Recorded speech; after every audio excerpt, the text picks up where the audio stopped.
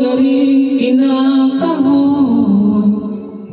Natagpuan ko na ang tunay kong ligaya. Lumabas ako ng kwarto, naroon siya. Magpapaalam na sa'yo ang aking kwarto. Magpapaalam na sa'yo ang aking kwarto.